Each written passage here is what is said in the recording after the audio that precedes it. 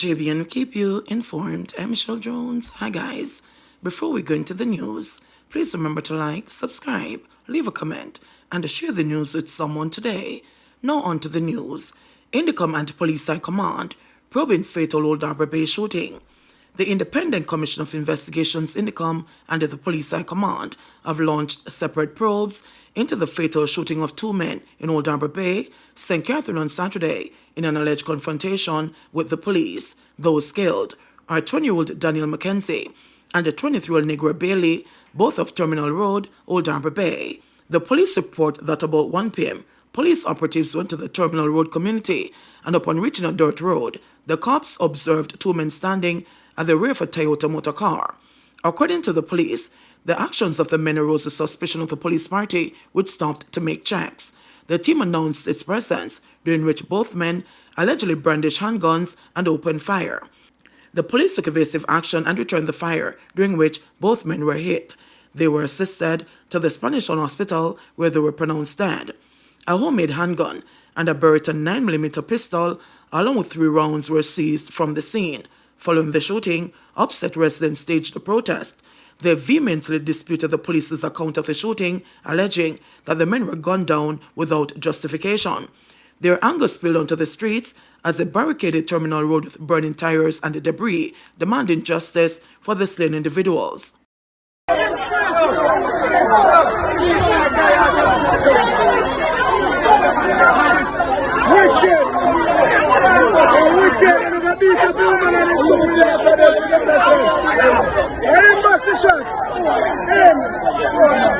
And a little sick girl over there, they must have shut off a little sick Britney. A sick Britney, they must shut off a little world. Sick people. Sick people in the time. We are wicked. Sick people in the time. Sick people. I want to say we don't see it. We want justice for you. We don't see it. They take off the badge number because they want condolence. Oh, what kind of government this year?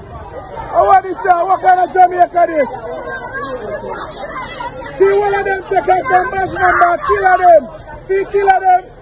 One of them, we don't watch them well. They kill them. Watch you kill them. We don't wicked. We don't wicked. We don't wicked. Head of Indicom, Hugh Faulkner, said the circumstances leading to the incident are being ascertained, utilizing all the available evidential options. According to Faulkner, in addition to forensic processing of the scene and collection of the 2 guns reportedly involved, the agency's family liaison officer will reach out to the bereaved families to offer support. He noted that the incident adds to the mounting caseload of 55 matters presently before the courts, all stemming from police-involved shootings. 25-year-old charged for a murder of man found tied up and shot on Hannah Street, Kingston. A 25-year-old man has been charged in relation to the death of another who was found with his hands and feet bound and with multiple gunshot wounds on Hannah Street in Kingston. Charged with murder, possession of prohibited weapon, unauthorized possession of ammunition, making use of a firearm to commit a felony, and conspiracy to murder is Donovan McFarlane, otherwise called the Diamond, of Upper Oxford Street in Kingston. Randy Wilson, 33, a plum of Jones Pen, St. Catherine, was founded on Saturday, March 16. The police report that about 9:05 a.m., residents stumbled upon a body and summoned them. Upon arrival, Wilson was seen lying on the ground with his hands and feet bound with a rope and with multiple gunshot wounds to the upper body. Police, acting on information, conducted an operation in the area, and McFarlane was subsequently arrested. He was later charged. His court date is being arranged. Gun seized in St. Andrew, man arrested. A man was arrested on Saturday over the seizure of a gun on Oakland Road near the Painland community in the St. Andrew South Police Division.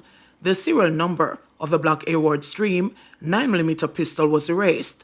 The weapon had a magazine with 13 9mm rounds. The police, about 7:45 p.m., a patrol team accosted a man whom they viewed as acting suspiciously on Oakland Road. They found the weapon in a bag the man was allegedly carrying. Further investigation is being conducted. 11 arrested after guns seized at Manchester Bar. 11 people, including a bartender, were arrested on Saturday night following the seizure of a gun at a bar in Green Street, Knockpatrick, Manchester. A police source said about 10:30 p.m. a raid was conducted at the bar and a Smith & Wesson firearm found in a bag. With no one accounting for the weapon, 10 men who were patrons and the female bartender were arrested.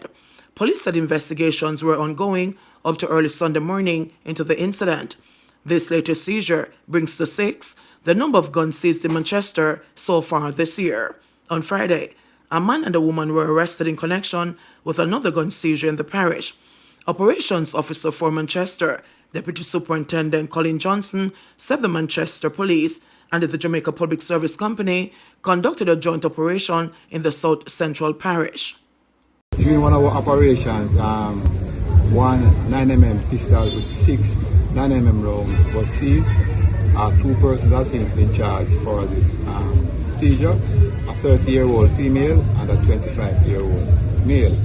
11 other persons were charged for trespassing on the work of JPS, but also 1 man was charged for possession and dealing in ganja, where over 7 pounds of marijuana was found. This operation was a combined operation between the Manchester Police and members of the Jamaica Public Service Company. 4 people injured in Westmoreland drive-by shooting. A 52-year-old mechanic from Manchester is among 4 people who were reportedly injured in a drive-by shooting in the vicinity of White House Town Centre in Westmoreland on Friday night. The incident happened shortly after 8 p.m. Reports from the police are that 2 of the injured men were sitting on a bench at the front of a bar on the White House Main Road when a white Toyota Axle motor car drove up. A lone gunman is said to have disembarked the motor car and opened gunfire at both men who ran off in different directions in a bid to escape injuries. According to the lawmen, the gunman then re-entered the vehicle, which drove off in the direction of 4 roads in the parish. It is understood that when the shooting subsided, one of the men discovered that he received a gunshot wound to his left thigh, while the other was shot in his right arm. Meanwhile, one man who was a patron inside the bar received a gunshot wound to his right thigh. Another man who had stopped on the roadway to repair a truck in which he was traveling was also hit in the shooting and received a gunshot wound to his left wrist. All 4 men were transported by citizens to the hospital where they were treated and admitted in stable conditions. Investigations are ongoing. The ages of the victims range from 24-year-old to 52-year-old. ODPP responds after Golden suggests office delay in SSL investigation.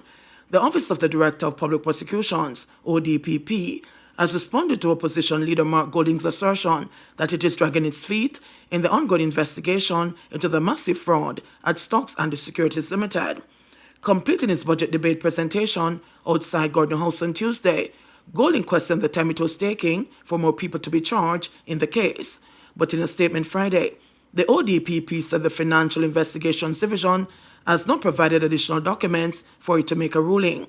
It said the first set of documents in respect of the continued SSL investigations were submitted to the ODPP in November 2023. Since then, the ODPP and the FID have had meetings to discuss the file and provide guidance to investigators in relation to the outstanding material. The ODPP said the last set of documents received from the FID was on March 6, 2024, and thereafter, a meeting was arranged for the end of March to discuss all the materials submitted thus far. In August last year, the FID told the country that other people will be charged in the case in the coming months, but expressed concern that some affected investors had refused to cooperate with investigators. So far, former Stocks and Securities Limited wealth advisor Jean Panton has been charged in the matter. She returns to court on May 27. The ODPP said it looks forward to completing its ruling and communicating advice to the FID, would subsequently communicate these findings to the public at an appropriate time of their choosing. In JBN, we keep you informed. Please remember to subscribe, like, share, leave us a comment, and click the notification bell to receive our daily news items.